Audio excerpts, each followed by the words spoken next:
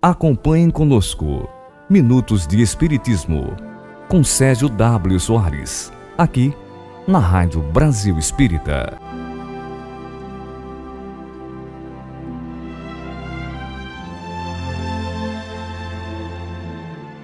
Bom dia, boa tarde ou boa noite, dependendo do horário que vocês estiverem nos assistindo.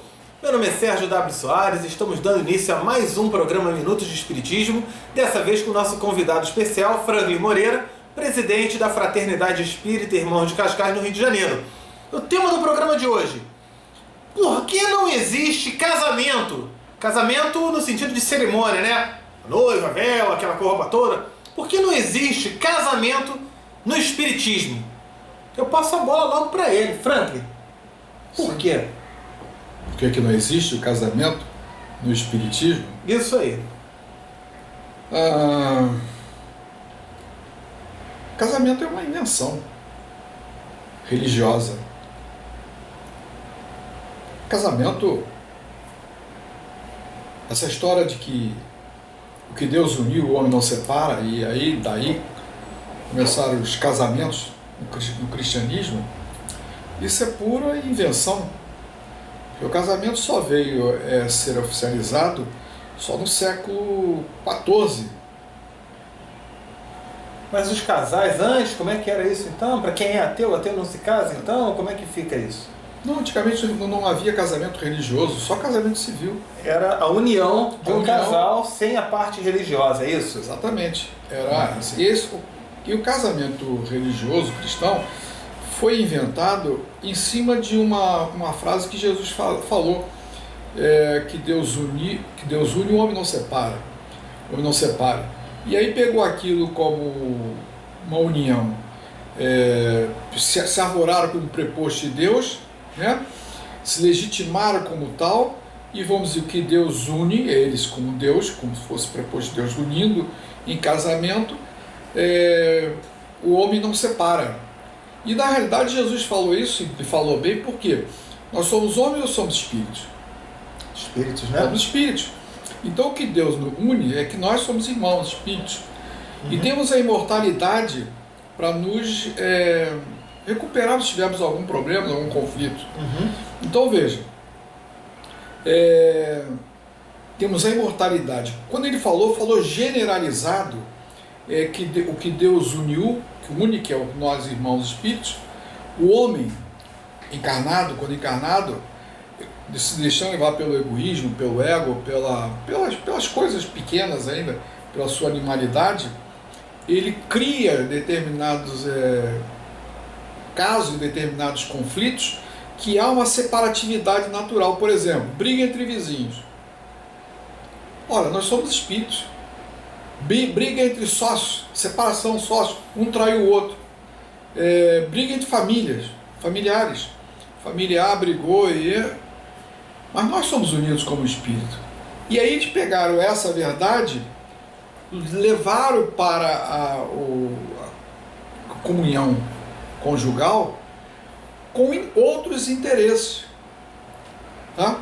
Então, dentro disso, nasceu o casamento e nasceu essa história de que até que a morte os separe. E nós nunca nos separaremos, porque somos irmãos. A morte não separa ninguém. Nós continuamos vivos.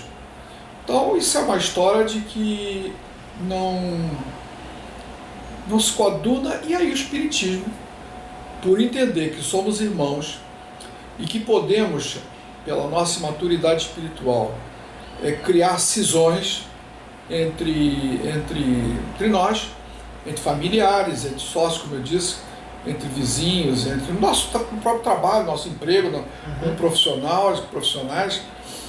E como nós somos irmãos e temos que evoluir, e aí vem aquela outra frase de Jesus: se você quer o perdão de Pai, vai e reconcilie-se com o teu adversário. Isso são várias condições, né? Palavras que Jesus falou e que, infelizmente, a religião católica inventou essa história e se arvoraram como preposto de Deus e casou e disse até que a morte separa. Essa separação ela é apenas física, né?